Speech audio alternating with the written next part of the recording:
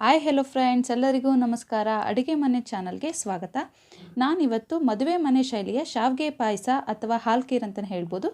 ಈ ಶಾವಿಗೆ ಪಾಯಸನ ಹೇಗೆ ಮಾಡೋದಂತ ನಾನು ನಿಮಗೆ ತಿಳಿಸ್ಕೊಡ್ತೀನಿ. ಅದಕ್ಕೂ ಮುಂಚೆ ನೀವಿನ್ನೂ ನನ್ನ ಚಾನಲ್ಗೆ ಸಬ್ಸ್ಕ್ರೈಬ್ ಮಾಡ್ಕೊಂಡೆ ವೀಡಿಯೋಸ್ ನೋಡ್ತಾ ಇದ್ದೀರಾ, ಹೋಗಿ ದಯವಿಟ್ಟು ನನ್ನ ಚಾನಲ್ಗೆ ಸಬ್ಸ್ಕ್ರೈಬ್ ಮಾಡ್ಕೊಂಡು ನಂಗೆ ಸಪೋರ್ಟ್ ಮಾಡಿ.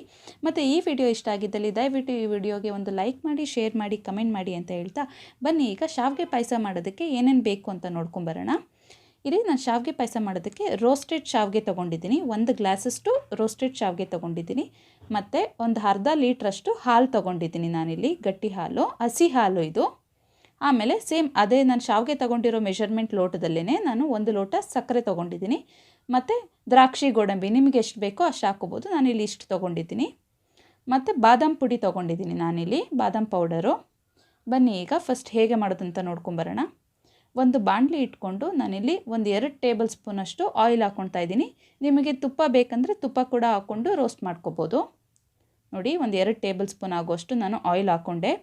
ಇದು ಸ್ವಲ್ಪ ಕಾದಿದ ನಂತರ ನಾನಿಲ್ಲಿ ಗೋಡಂಬಿ ಹಾಕ್ಕೊಳ್ತಾ ಇದ್ದೀನಿ.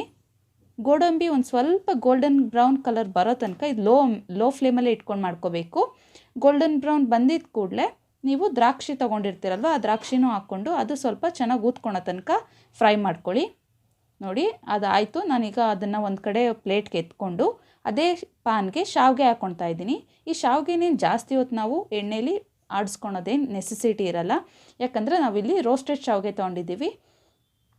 ಈ ರೋಸ್ಟೆಡ್ ಶಾವಿಗೆ ತೊಗೊಳೋದ್ರಿಂದ ಪಾಯಸ ಅಂಟಂಟಾಗಲ್ಲ, ಒಂಥರ ಶಾವಿಗೆ ಎಲ್ಲ ಅಂಟಂಟಾಗಲ್ಲ, ಚೆನ್ನಾಗಿ ಬರುತ್ತೆ ಎಷ್ಟೊತ್ತಾದ್ರೂ. ನೋಡಿ, ನಾನು ಅದು ಒಂದು ಸ್ವಲ್ಪತ್ತೇ ಆಡಿಸ್ಕೊಂಬಿಟ್ಟು ಅದನ್ನು ಒಂದು ಪ್ಲೇಟ್ಗೆ ತೆಗೆದಿಟ್ಕೊಳ್ತಾ ಇದ್ದೀನಿ.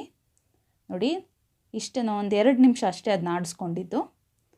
ಈಗ ಅದೇ ಪ್ಯಾನ್ಗೆ ನಾನು ಹಾಲು ಹಾಕ್ಕೊಳ್ತೀನಿ. ನೋಡಿ, ನಾನು ಅರ್ಧ ಲೀಟ್ರ್ ಹಾಲು ತೊಗೊಂಡಿದ್ದೆ. ಯಾವ ಲೋಟದಲ್ಲಿ ಶಾವಿಗೆ ತೊಗೊಂಡಿದ್ದೀನೋ ಅದೇ ಲೋಟದಲ್ಲಿ ನಾನು 2 ಲೋಟ ಆಗುವಷ್ಟು ಹಾಲು ಹಾಕ್ಕೊಳ್ತಾ ಇದ್ದೀನಿ. ನೋಡಿ, ಇದು ಹಸಿ ಹಾಲು, ನಾನಿನ್ನೂ ಹಾಲನ್ನ ಕುದಿಸ್ಕೊಂಡಿರಲಿಲ್ಲ.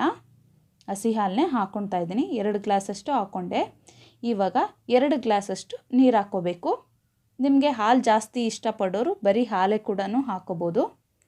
ನೋಡಿ, 2 ಗ್ಲಾಸಷ್ಟು ಅಂದರೆ 1 ಲೋಟ ಶಾವಿಗೆಗೆ 4 ಲೋಟ, ಟೋಟಲ್ 2 ಲೋಟ ಹಾಲು, 2 ಲೋಟ ನೀರು, ಆ ಥರ ತೊಗೊಂಡಿದ್ದೀನಿ ನಾನು ಆ ಮೆಷರ್ಮೆಂಟಲ್ಲಿ.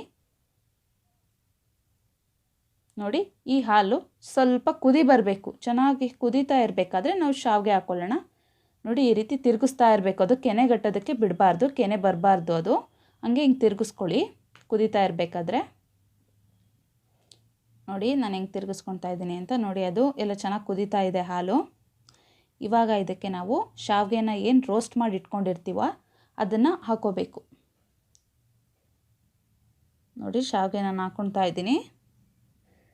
ಪಾಯಸಕ್ಕೆ ಈ ಶಾವಿಗೆ ಮಾತ್ರ ಸಖತ್ತಾಗಿರುತ್ತೆ. ನೀವೂ ಈ ಥರ ಬ್ರೌನ್ ಶಾವಿಗೆನೇ ತೊಗೊಳ್ಳಿ, ರೋಸ್ಟೆಡ್ ಶಾವಿಗೆ ಅಂತ ಅಂಗಡಿಯಲ್ಲಿ, ರೇಷನ್ ಅಂಗಡಿಯಲ್ಲೆಲ್ಲ ಸಿಗುತ್ತೆ. ನೋಡಿ, ಚೆನ್ನಾಗೇ ಕುದಿಸ್ಕೊಂಡೆ ನಾನು. ಚೆನ್ನಾಗಿ ಈ ರೀತಿ ಮಿಕ್ಸ್ ಮಾಡಬೇಕು ನೀಟಾಗಿ. ಹಾಲು ಸ್ವಲ್ಪ ಗಟ್ಟಿ ಆಗಬೇಕು ಶಾವಿಗೆಲೇ.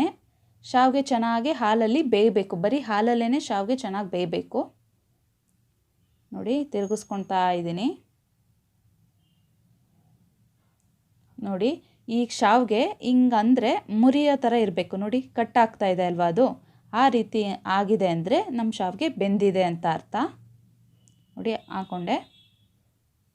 ಈ ಥರ ಕಟ್ಟಾಗ್ತಿದೆ ಅನ್ನೋ ಟೈಮಲ್ಲಿ ನಾನು ಸಕ್ಕರೆ ಹಾಕ್ಕೊಳ್ತಾ ಇದ್ದೀನಿ. ನಾನು ಹೇಳಿದೆ ಅಲ್ವಾ, 1 ಲೋಟ ಶಾವಿಗೆಗೆ 1 ಲೋಟ ಸಕ್ಕರೆ ಹಾಕ್ಕೊಂಡು, ಇದು ಕರೆಕ್ಟ್ ಮೆಷರ್ಮೆಂಟು. ನೀವು ಸ್ವಲ್ಪ ಸ್ವೀಟ್ ಜಾಸ್ತಿ ತಿನ್ನೋರು ಅಂತ ಅಂದರೆ ಒಂದು ಸ್ವಲ್ಪ ಜಾಸ್ತಿ ಹಾಕ್ಕೊಳ್ಳಿ, 1/4 ಲೋಟ ಜಾಸ್ತಿ ಹಾಕ್ಕೊಳ್ಳಿ. ನೋಡಿ, ಸಕ್ಕರೆ ಹಾಕ್ಕೊಂಡು ಸಕ್ಕರೆ ಕರಗಿ ಸಕ್ಕರೆಲಿರೋ ನೀರು ಬಿಡೋ ತನಕನೂ ಚೆನ್ನಾಗಿ ಕುದಿಸ್ತಾ ಇರಬೇಕು. ಆವಾಗ ಸಕ್ಕರೆ ನೀಟಾಗಿ ಶಾವಿಗೆಗೆಲ್ಲ ಅಂಟ್ಕೊಳುತ್ತೆ, ಚೆನ್ನಾಗೇ ಒಳ್ಳೆ ಟೇಸ್ಟ್ ಬರುತ್ತೆ ಆವಾಗ. ನೋಡಿ, ಸಕ್ಕರೆ ಹಾಕ್ಕೊಂಡು 2 ನಿಮಿಷ ಆಯಿತು ಅಷ್ಟೇ. 2 ನಿಮಿಷ ಆದಮೇಲೆ ನಾನು ಇದಕ್ಕೆ ಬಾದಾಮ್ ಪುಡಿ ಹಾಕ್ಕೊಳ್ತಾ ಇದ್ದೀನಿ. ಈ ಬಾದಾಮ್ ಪುಡಿಲಿ 1 ಏಲಕ್ಕಿನ ನಾನು ಕುಟ್ಟಿ ಪುಡಿ ಮಾಡಿ ಹಾಕ್ಕೊಂಡಿದ್ದೆ ಫ್ಲೇವರ್ಗೋಸ್ಕರ. ನೀವು ಬೇಡ ಅಂದರೆ ಸ್ಕಿಪ್ ಮಾಡ್ಕೋಬೋದು. ಬಾದಾಮ್ ಪುಡಿನೇ ನಿಮಗೆ ಬೇಡ ಅಂತಂದ್ರೇ ನೀವು ಸ್ಕಿಪ್ ಮಾಡ್ಕೋಬೋದು. ನೋಡಿ, ಬಾದಾಮ್ ಪುಡಿ ಹಾಕ್ಕೊಂಡು ನಾನು ನೀಟಾಗಿ ಮಿಕ್ಸ್ ಮಾಡ್ಕೊಳ್ತಾ ಇದ್ದೀನಿ. ಬಾದಾಮ್ ಪುಡಿ ಹಾಕೋದ್ರಿಂದ ಸ್ವಲ್ಪ ಗಟ್ಟಿ ಆಗುತ್ತೆ. ನೋಡಿ, ಬಾದಾಮ್ ಪುಡಿ ಹಾಕಿದ್ಮೇಲೂ ನೀಟಾಗೆ ಚೆನ್ನಾಗಿ ಹಿಂಗೆ ಕುದಿ ಬರೋ ತನಕನೂ ನಾವು ಬೇಯಿಸ್ಬೇಕು. ಯಾಕಂದರೆ ಆವಾಗ ಚೆನ್ನಾಗಿ ಅದು ಶಾವಿಗೆಗೆಲ್ಲ ಹಿಡಿಯುತ್ತೆ, ಸಕ್ಕರೆ ಬಾದಾಮ್ ಪುಡಿ ಎಲ್ಲನೂ ಒಳ್ಳೆ ಘಮ ಬರುತ್ತೆ ಪಾಯಸ. ಇವಾಗ ದ್ರಾಕ್ಷಿ ಗೋಡಂಬಿ ಹುರಿದು ಇಟ್ಕೊಂಡಿದ್ವಿ ಅಲ್ವಾ, ಅದನ್ನು ಆ್ಯಡ್ ಮಾಡ್ಕೊತಾ ಇದ್ದೀನಿ. ನೋಡಿ ಫ್ರೆಂಡ್ಸ್ ಎಷ್ಟು ಚೆನ್ನಾಗಾಗಿದೆ ಅಂತ. ಈ ರೀತಿ ಮಾಡೋದ್ರಿಂದ ಶಾವಿಗೆ ಎಲ್ಲ ನೀಟಾಗಿ ಅಂಟಲ್ಲ, ಚೆನ್ನಾಗೇ ಬಿಡಿ ಬಿಡಿಯಾಗಿಯೇ ಇರುತ್ತೆ.